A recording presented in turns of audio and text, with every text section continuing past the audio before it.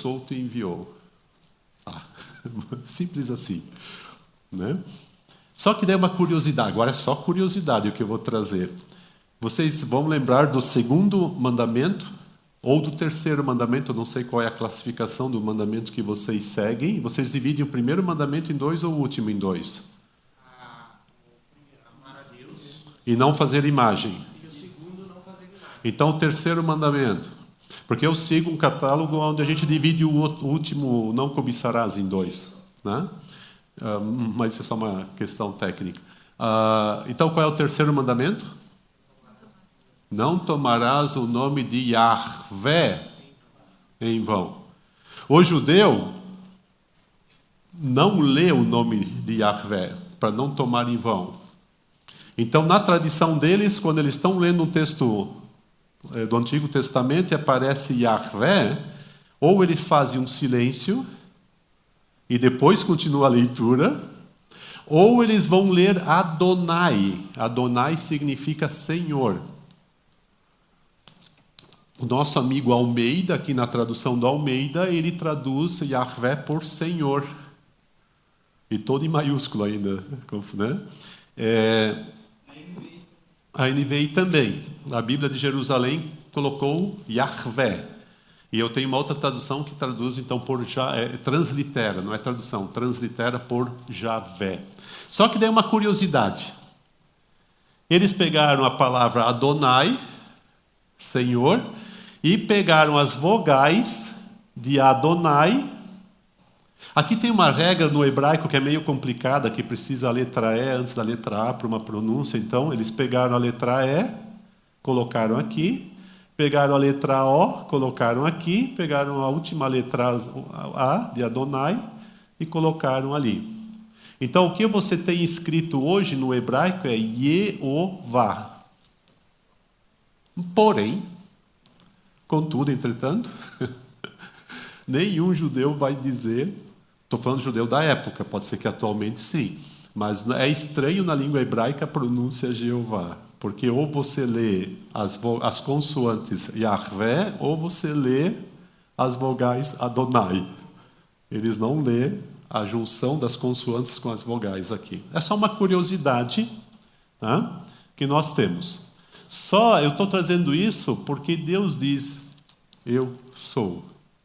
Ele é a essência do ser. Assim ele se revela. Jesus,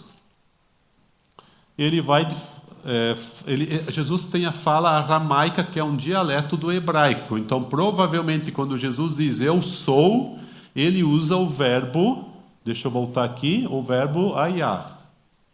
Mas quando escrito para nós, está escrito em grego. O Novo Testamento já é escrito em grego, os evangelhos. E então ali está ego eimi. Eimi significa eu sou. Ego, de onde vem o ego, eu, significa eu sou. Enfatiza o eu. Curiosidade, porque é a mesma fórmula do Yahvé, só que na língua grega. E aí vocês conhecem os 7 eu sous de Jesus, né? O pão da vida, a luz do mundo, a porta das ovelhas, bom pastor, ressurreição, vida, caminho, verdade e vida, videira verdadeira. Antes de Abraão existisse, eu sou. Então Jesus se apresenta como Deus encarnado. Ele usa a mesma linguagem que o Pai usou no Antigo Testamento. Tá? Ele se revela. Ok, Deus diz quem Ele é. Cabe a nós respondermos. Cabe a nós darmos uma resposta. E eu chamo isso de espiritualidade responsiva. Nós não ficamos imaginando quem é Deus. Nós não criamos divindade. Nós recebemos a revelação e aí nós temos que responder a essa revelação. Então, tudo que nós fazemos de oração, de louvor, de encontro comunitário, liturgia, tudo que nós fizemos de adoração, tudo isso é expressão humana para responder aquilo que vem para nós. Não é para manipular quem vem para nós. As religiões que estão por ali, elas têm muitas ladainhas, e ladainhas não é pejorativo, significa repetecos, tem muitas questões que fazem para tentar agradar a sua divindade. E não é assim a espiritualidade cristã. Todo o nosso exercício espiritual de oração, de adoração, tudo que a gente faz é para responder aquilo que nós ouvimos primeiro. Ouvir na espiritualidade cristã vem antes da resposta. Eu só posso me curvar diante dele quando ele falar quem ele é. Senão eu vou ter que inventar alguma coisa. Né? Assim como o irmão de Moisés fez o bezerro de ouro. E na antiguidade os bezerros de ouro eles eram considerados o lugar onde a divindade sentava. E aí quando o pessoal pressionou, onde é que está Moisés? Onde é que está esse Deus que nos tirou do Egito? E Arão lá ficou em saia justa, fez o bezerro de ouro, está aqui, ó. Puf. Pá. Primeira idolatria assim da pesada, né? E vocês conhecem a história. Então a resposta do ser humano à revelação de Deus, ou seja, a iniciativa é de Deus. Eu só posso crer porque Ele diz quem Ele é. Senão eu teria que crer em algo que eu iria inventar, conceber. Eu ia tentar quebrar essa parede a todo custo, com a minha criatividade. Ou fazer o meu bezerro de ouro, ou alguma forma de adoração. Seguindo isso, esse raciocínio, existe o que eu chamo de espiritualidade criativa. Parte da criatividade humana dos arquétipos, iniciativa humana, emoção e razão. E esse é sempre o nosso perigo. Os arquétipos humanos, o que é isso? O psicanalista Carl Jung, que fez contraponto ao Freud, da psicanálise, ele vai falar dos arquétipos. O arquétipo é uma coisa que o ser humano projeta de forma individual ou de forma coletiva para tentar achar respostas para suas angústias e suas necessidades. E esse é o principal argumento ateísta que existe. Para mim, um dos principais ou dos mais complexos para responder. Por quê? Porque ele vai dizer o que você crê é fruto das suas necessidades. E você vai projetar as suas necessidades e você vai arquitetar, ou você vai fazer uma projeção de uma divindade que te supra. Então você é carente de pai e chama Deus de pai. Eu estou usando a linguagem ateísta de Jung, só para a gente entender que essas coisas existem.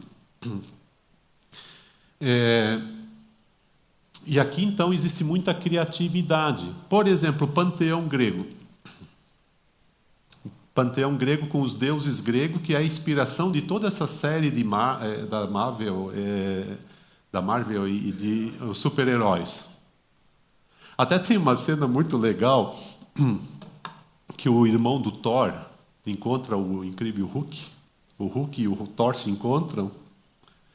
E aí o irmão do Thor diz, eu sou Deus. Aí, quem assistiu vai lembrar. Daí o Hulk pega ele, pá, pá, dá uma surra nele, joga ele para o canto e diz, Deus fraco. É uma cena que me marcou. O que nós temos no panteão grego, o que nós temos ali nos super-heróis, que daí virou super-heróis para nós, para o nosso lazer, vamos dizer assim, né? Nós temos uma projeção das guerras humanas. Quando um deus morre no panteão grego, ele morre porque ele é mais fraco que outro. E é uma disputa por poder. Então o que você tem é o arquétipo humano das guerras projetada para as criações de divindades que estão por aí. É importante a gente entender isso porque nós não queremos criar um Jesus para nós. com os nossos arquétipos. Nós queremos saber quem é Ele na revelação. Volto a dizer, pela graça de Deus, Ele se revelou e Ele diz quem Ele é e foi registrado e chegou até nós. A palavra teologia ela é interessante. Theos é Deus, logia é ciência. Ciência que estuda Deus. Olha a petulância, estudar Deus. Mas eu gosto de dizer que teologia, e tu é estudante de teologia, né? É o estudo do registro da revelação. O teólogo tem que estudar o que está aqui. E dá trabalho. O nosso curso lá é estudar grego, é estudar hebraico. A turma reclama um monte lá. É ir para os originais para entender a revelação. Porque nós queremos entender o que Deus revelou. Então a provocação continua, porque agora ficou bom, né? Eu disse, Deus se revelou, está registrado, vem até nós. Agora eu vou complicar um pouco mais. Até agora estava fácil, tá? Concordo, né? Estava facinho até agora. Fichinha, né? Como saber que a revelação em Jesus Cristo não é fruto da imaginação ou sentimentos humanos? Como saber que essa turma aqui que escreveu não fizeram arquétipos da divindade do jeito que está aqui? Aí pega um pouco mais pesado agora. Eu não faria essa provocação se eu não teria uma proposta de resposta. Pode ter certeza. Senão eu não ia poder continuar no retiro hoje, né?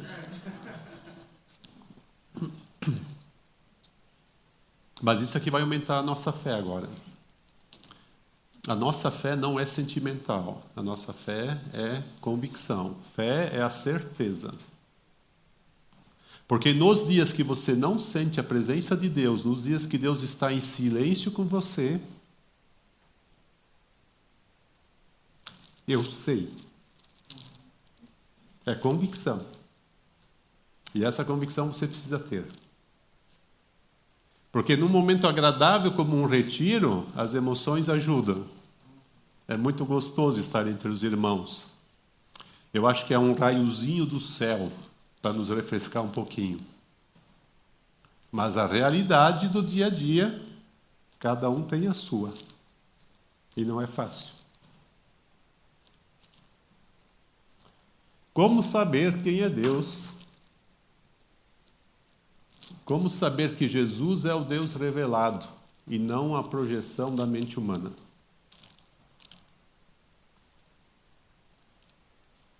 Nessa hora falha, daí fica uma expectativa maior.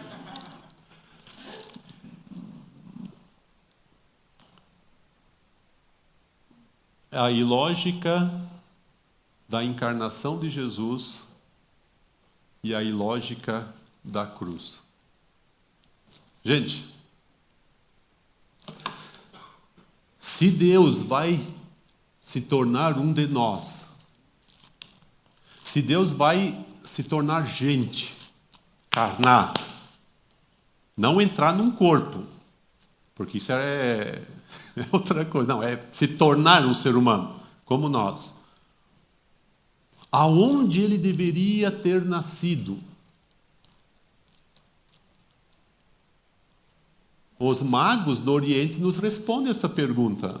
Eles foram para o palácio procurar o rei dos judeus, esse que está nascendo. Eles são cientistas da época. Eles representam a ciência da época. E eles chegam no palácio porque é ali o lugar de nascer um rei. E aí onde é que eles são conduzidos? Para uma estrevaria, para a manjedoura. Jesus nasce entre fezes e urina de animais.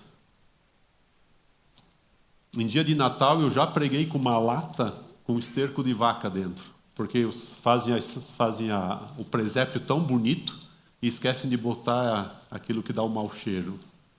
Jesus nasceu num lugar insalubre. O Criador de tudo manda seu filho e nasce nessas condições. Se nós nos reuníssemos em 12 pessoas agora para imaginar e criar e arquitetar a encarnação de Deus, a gente não colocaria ele numa estrevaria, pode ter certeza. Mas vamos dizer que ele errou de endereço, então, por circunstâncias. E aí ele anda com as pessoas pobres, com as pessoas doentes, marginalizadas. Ele se torna um morador de rua, ele não tem onde reclinar a cabeça. Ele sente fome, ele sente sede, ele sente dor, ele sente luto. Tudo que nós conhecemos de sofrimento humano, ele encarna.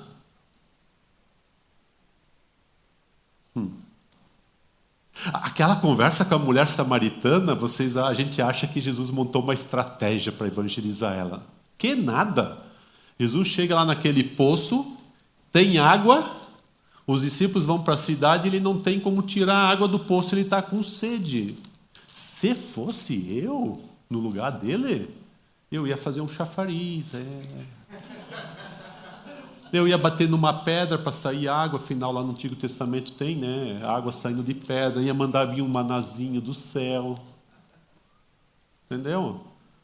E aí tem ali uma samaritana, já no seu 6º homem, uma pessoa com dificuldades de vivência social, por isso ela está naquela hora e não está na hora das mulheres, porque tem horário para buscar água. E Jesus diz, me dá um pouco de água. Como é que sendo tu, judeu, pede água para mim, samaritana? Se tu soubesse quem está falando contigo, mulher, tu ia pedir água e não ia ter mais sede, tá? Olha só, Jesus ele precisa... Claro, daí ele evangeliza ela, claro. Entende? Jesus ele se abdica, ele se abstém de todos os seus direitos de Deus. Então a cruz não cabe... Aliás, olha só o complicado. Nasce numa estrevaria, sofre dores, sofre precariedades, é traído por amigo, é negado pelos seus e tal, e é morto numa cruz, que é um instrumento de tortura e é uma vergonha muito grande. Deus morrendo na cruz. Como assim? Se eu estivesse na cruz, eu ia cuspir no soldado romano e ia furar todos eles. Se eu fosse projetar. Mas não o que está lá, cara.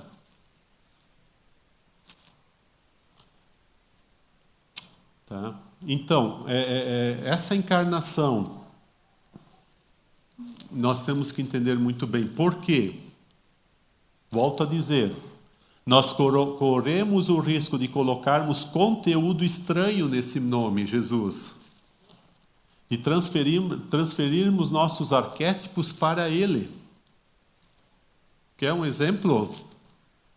Queres um exemplo? A teologia da prosperidade.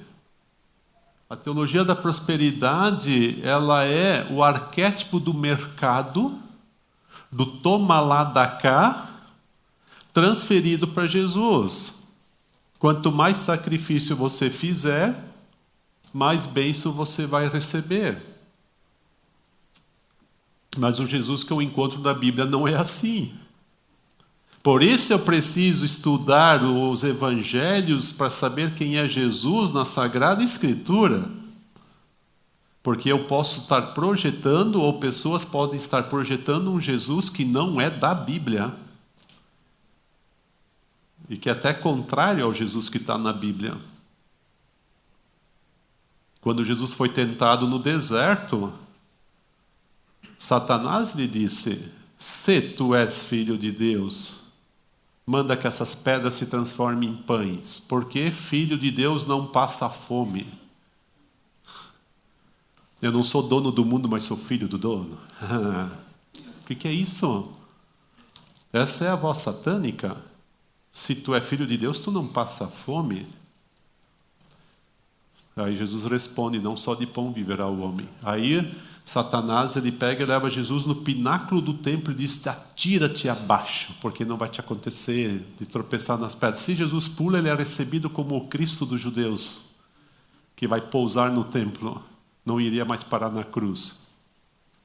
Pode ter certeza que quem tentou tirar Jesus da cruz foi o próprio diabo. E quem colocou Jesus na cruz foi Deus, o Pai, por ordem dele e por obediência de Jesus. E aí depois o diabo apelou e disse: se tu me adorar, eu te dou todos os reinos que estão aí. Então Jesus, ele é tentado exatamente a assumir os arquétipos humanos de divindade.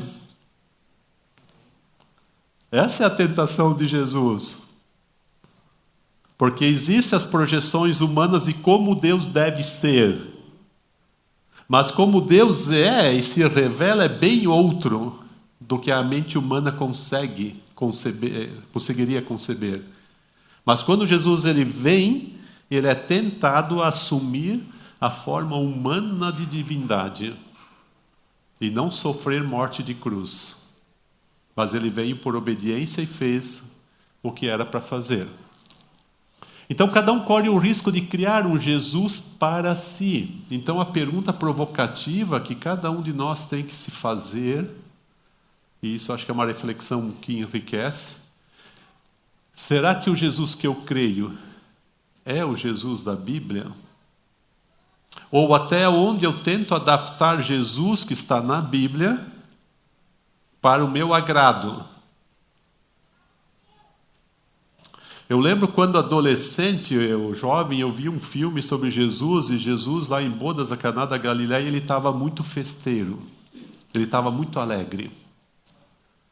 Estava meio que dançando junto lá com as pessoas, e eu pensei, aborrecido, eu disse: Jesus não pode ter sido assim.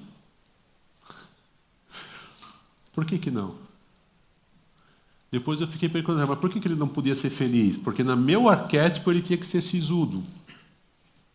Chicote na mão, cobrador. Sério. Jesus foi chamado pelos fariseus de glutão e beberão, porque ele sentava com os publicanos, ele sentava com os pecadores à mesa, ele comia, quem sabe dava umas boas risadas, e os fariseus diziam: não pode ser ele.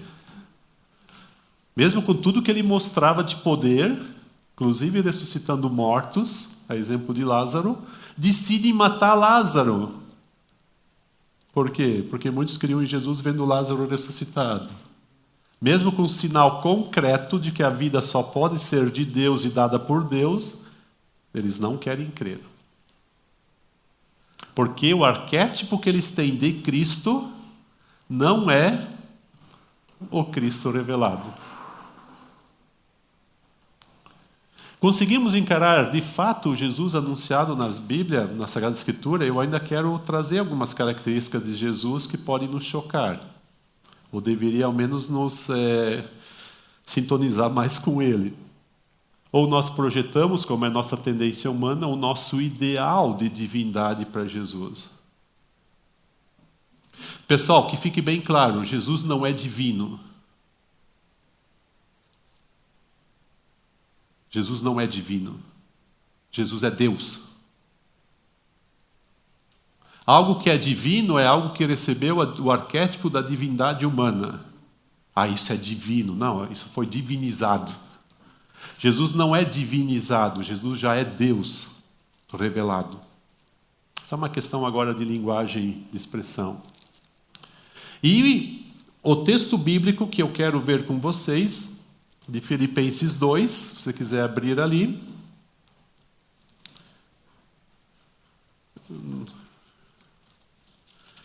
Esse texto, eu sou muito apaixonado por ele, e eu vou explicar por quê. Ele é um hino ao pessoal do louvor. Esse texto é um hino, tá?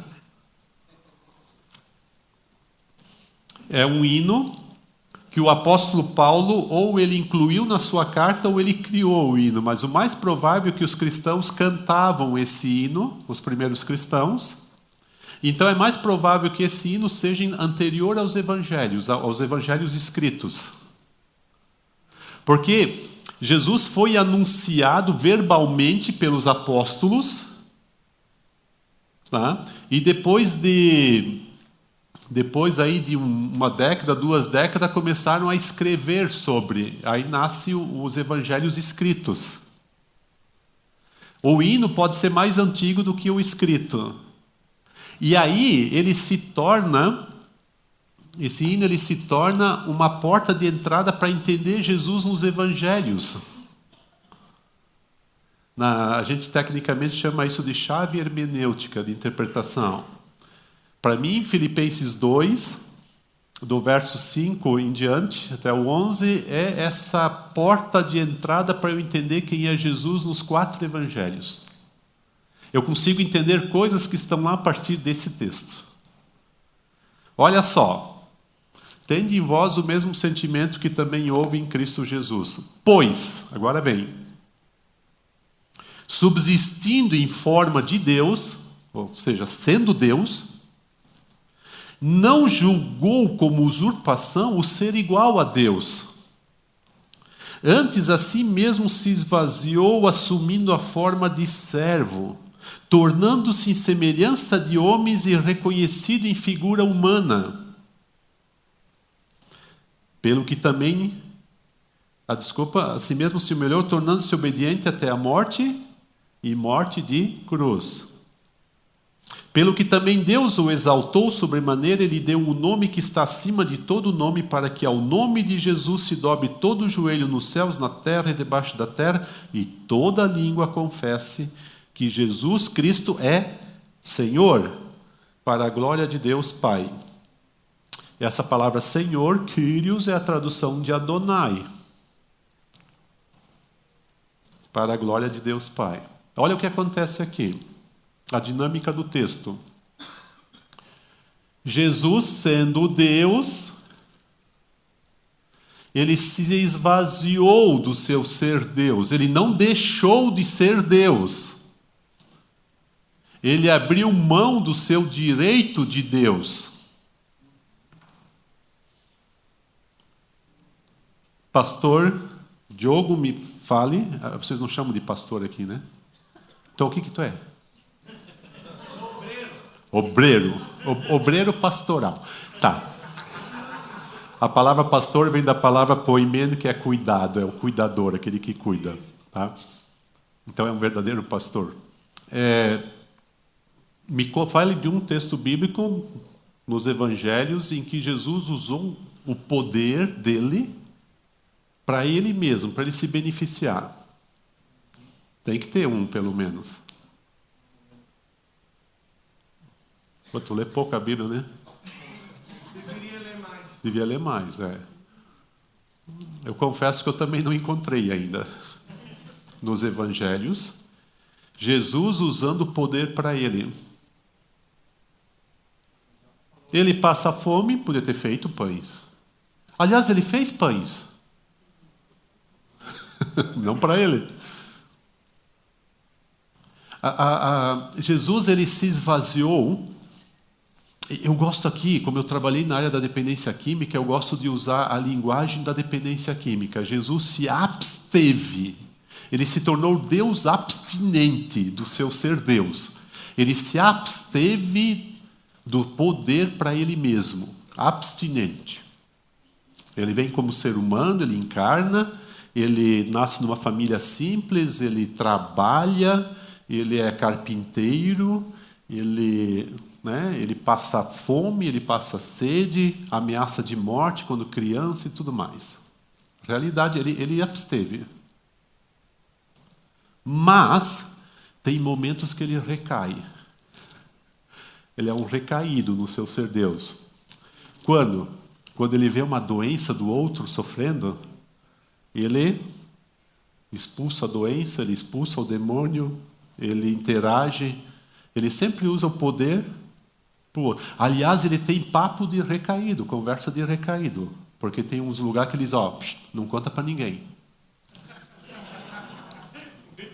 Tipo assim, cura o sujeito e diz, fica quieto, não conta para ninguém, não complica a minha vida aí. Porque o grande problema de Jesus é que quando ele, por amor, ele não aguenta o sofrimento do outro e liberta o outro, ele vai ganhando fama. E aí querem proclamar ele rei de Israel, querem fazer o que não é para ser feito. Ele tem que fugir da multidão para não ser proclamado. Né? Porque ele veio para se entregar. Então ele se absteve. E ele se torna servo. Dulos.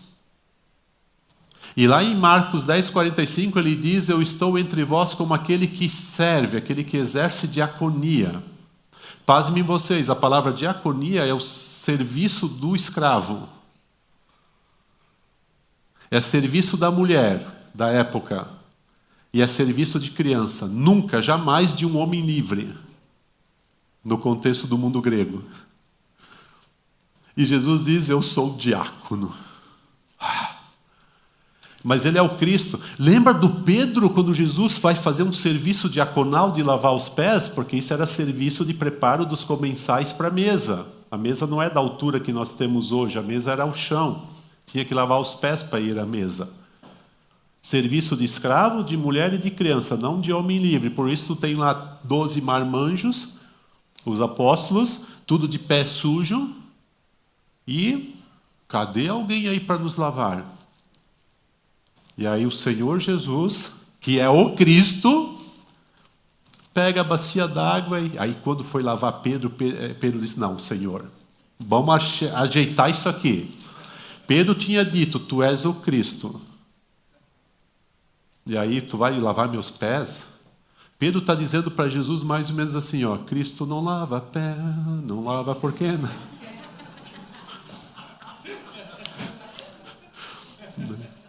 Esse é o canto que agora com meu netinho, então tem que... Gente, aí Jesus disse: se eu não lavar os pés, tu não tem parte comigo. Aí Pedro se ligou: peraí, daqui a pouco Jesus vai tomar Roma, nós vamos governar e estou perdendo a chance. Senhor, lava tudo. Aí Jesus: parei, também não precisa abusar, né? Quem está limpo só precisa lavar os pés. Jesus também coloca um limite em Pedro. Pessoal, quando Jesus chegou à morte de cruz, os discípulos abandonaram ele por causa da frustração e da decepção. A gente muitas vezes acha que é por causa do medo. Pedro puxou da espada, cortou a orelha de um soldado romano. Até deu um serviço a mais para Jesus pegar a orelha e jogar de volta lá. E conserta isso aí, Pedro, para, tu é muito impulsivo. Mas quando Jesus está sendo chicoteado, está sendo desfigurado, literalmente, não pode ser o Cristo. A grande frustração não é o Cristo, porque o conceito, o arquétipo que os judeus tinham de Cristo é que o Cristo não morre. Os líderes do judaísmo da época, quando alguém dizia que era o Cristo, eles tinham um teste para fazer. Entrega para a morte, se morrer não é. Agora você entende por que entregaram Jesus para a morte. Até disseram, disse que podia destruir o templo em 3 dias e construiria de novo, coitado, papai, desce daí e começa a debochar dele. Não é Cristo não, porque morreu. Mas isso não é só os líderes do judaísmo, os discípulos tinham essa ideia.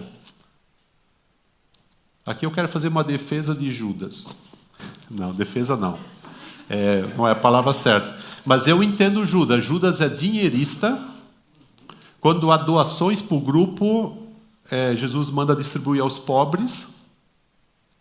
Foi esse argumento que Judas usou quando a mulher derramou 300 denários em perfume aos pés de Jesus. E por que não se vendeu por 300 denários e não se deu aos pobres? Aí João diz isso, ele dizia porque ele era ladrão e tudo que caía na bolsa ele passava a mão. Corrupto, Judas. Mas Judas teve um pensamento. Assim eu interpreto ele. Jesus é o Cristo e vai tomar Roma. E aí está demorando. Está enrolando. Eu vou entregar ele, eu vou ganhar um dinheiro à parte, e depois ele... Aí quando os romanos colocar a mão nele, vão ver quem ele é. Por que eu digo isso? O que Judas fez quando viu Jesus sendo morto? Jesus foi lá e se matou. Cometeu suicídio. Entrou em desespero. Eu matei um profeta de Deus.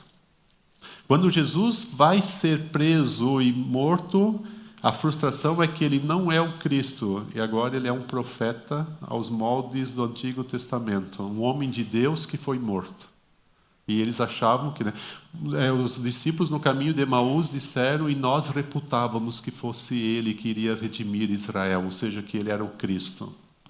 Com a morte de Jesus na cruz, o arquétipo judaico de Cristo e de Messias caiu por terra.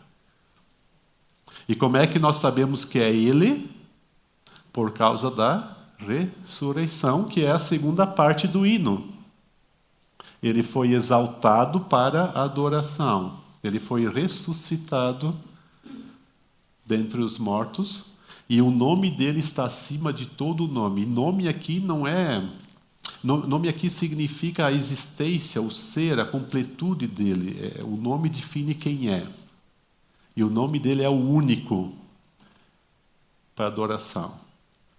Porque, como eu disse ontem à noite, ele se fez pecado e o pecado morreu na cruz, por isso ele é o único caminho ao Pai. Não existe outra forma de atravessar essa parede.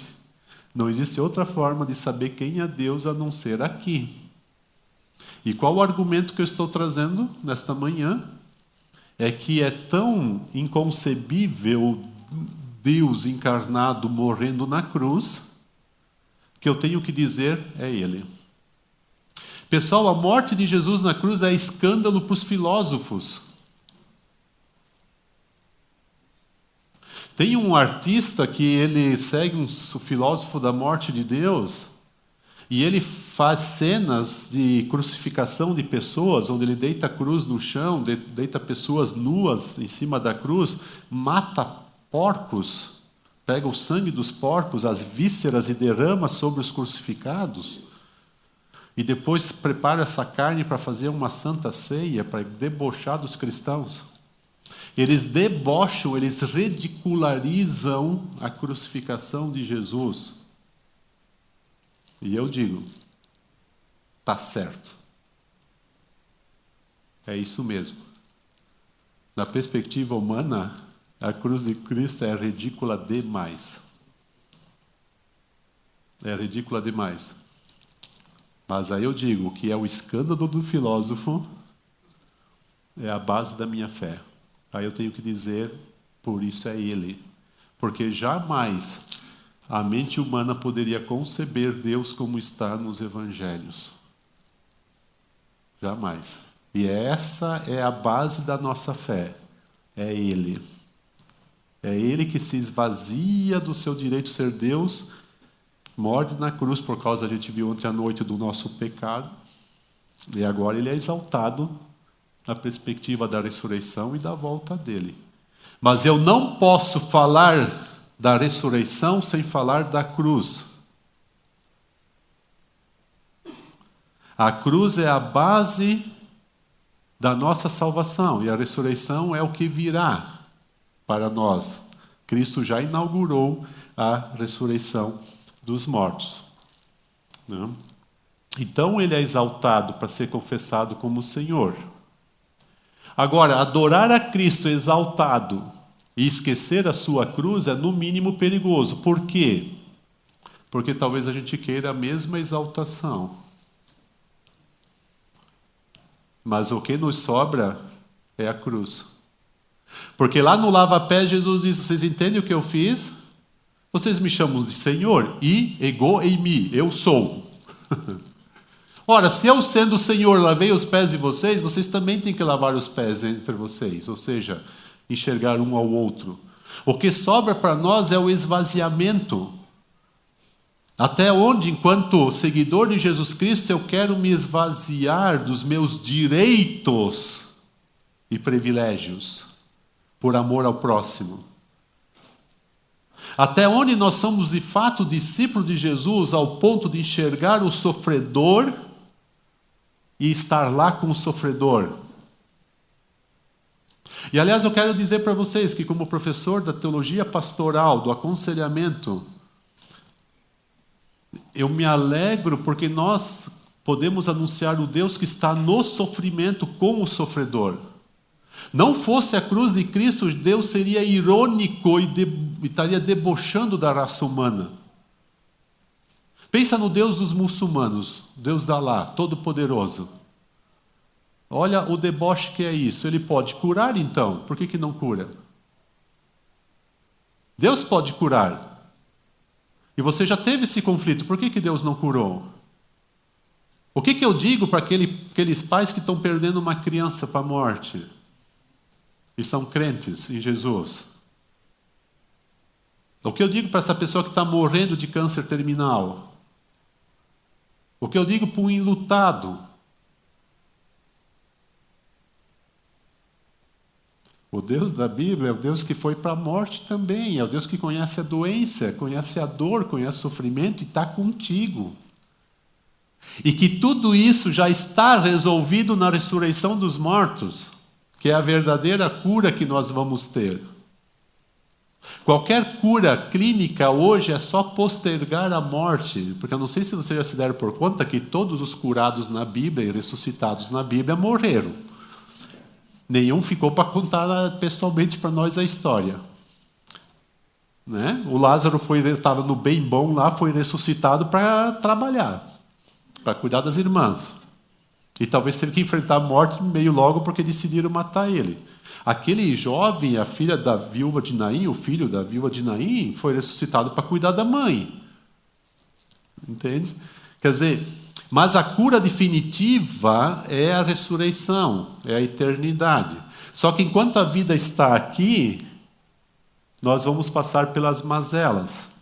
E Deus resolveu o problema maior, que é o pecado que causa a morte, é o pecado que causa a perdição, o afastamento do Pai. Mas enquanto nós sofrermos aqui, não estamos sozinhos, porque Ele foi para a cruz. Ele é o Deus da cruz. Ontem à noite disse que eu ia falar do Léo. O Léo é um estudante nosso, que se você olhar ele assim, tu vai dizer, o cara é incrédulo. Porque ele não tem nenhuma linguagem piedosa. Tem 10 minutos ainda? Nenhuma linguagem piedosa ele tem. Ele é um jeitão bem Léo de ser. É o jeito dele. Mas o Léo tem uma história, eu conto porque ele me autorizou, tá? Eu disse para ele que eu pedi autorização e cada vez que eu conto, eu digo, eu contei tua história de novo. O Léo foi concebido numa casa de prostituição. E a mãe dele, porque ele nasceu com deficiência física, uma doença que vai lhe causando, aumentando a deficiência, a mãe dele tentou matá-lo. A avó dele assumiu a responsabilidade por ele e criou ele. E criou com uma mulher simples que criou ele com muita sabedoria. Mas aí o Léo se formou em História, foi professor de História, casou, perderam o nenezinho, recém-nascido, e a mulher morreu de leucemia.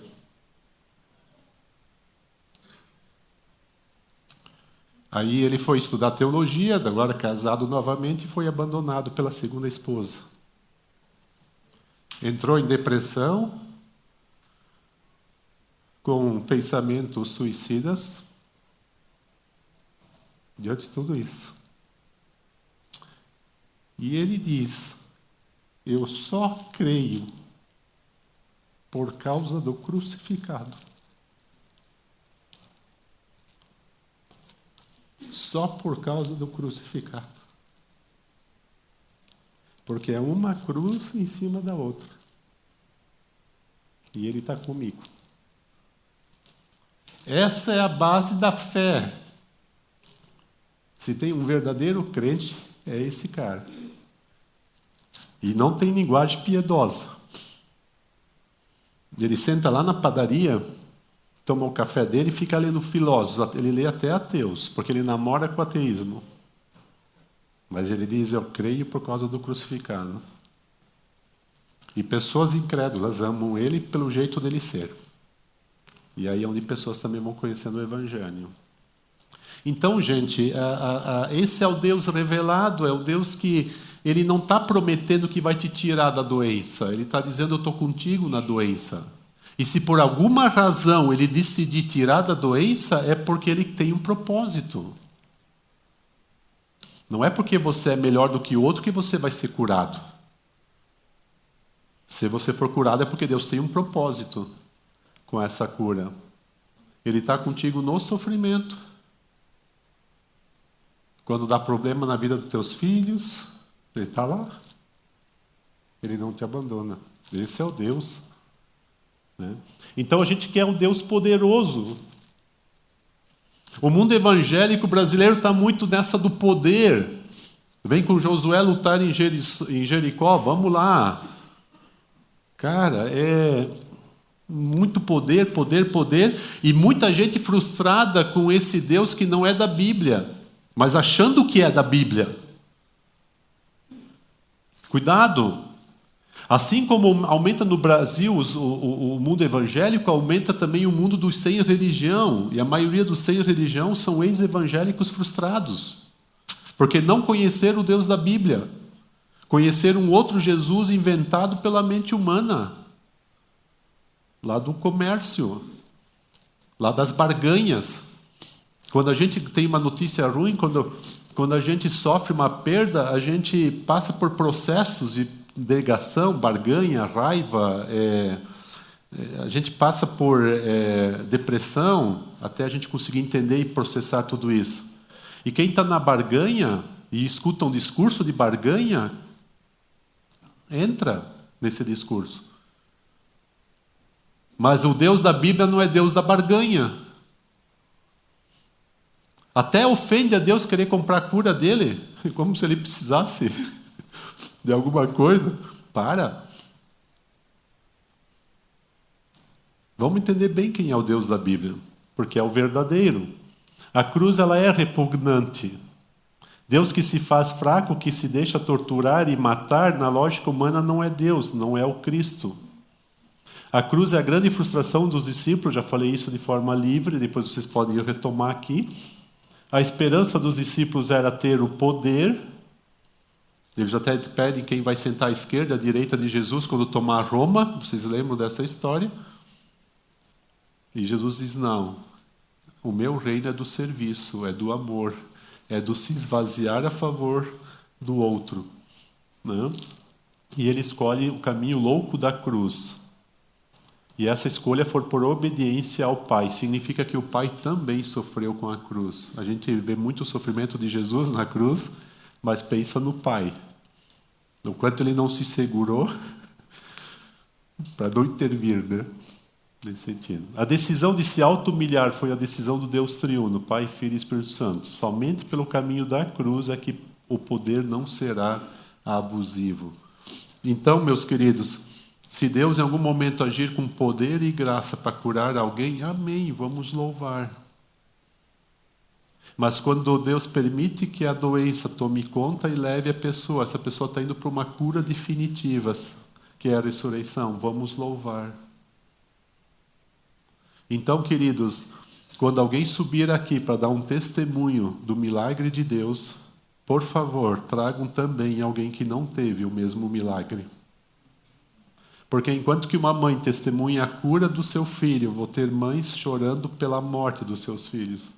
E aí vem a crise de fé. Será que eu não fui crente o suficiente? Porque nós queremos manipular Deus. A gente tem, é ali que a gente tem que se vigiar. A gente tem o arquétipo, a gente entende Jesus, mas logo a gente está querendo trazer Jesus para o nosso arquétipo, para o nosso jeito de pensar. Né? Será que eu orei suficiente pelo meu filho? Será que eu criei, de fato? Porque se eu tivesse feito essas coisas, ele não teria sofrido o que sofreu. Não, não é o que a Bíblia ensina. Lembra, a nossa espiritualidade é responsiva, a gente responde ao Senhor, então eu não vou orar para ganhar benefícios. Você vai orar para ter comunhão com o Senhor que se revelou a você. E não é por benefícios. Não é para mais, não, é por comunhão. Por isso você vai adorar. Porque a eternidade é adoração pura, e a gente vai treinando a adoração aqui. E aí no sofrimento tu não estarás sozinho, mesmo que Deus silenciar. Aliás, para encerrar essa parte, quando Jesus diz, cada um tome a sua cruz e siga-me. A gente até brinca, né? Quem é casado pega a esposa e diz, a minha cruz, eu devo carregar. Hã? Não entendi. Ah, não. Aí já é um outro nível de cruz.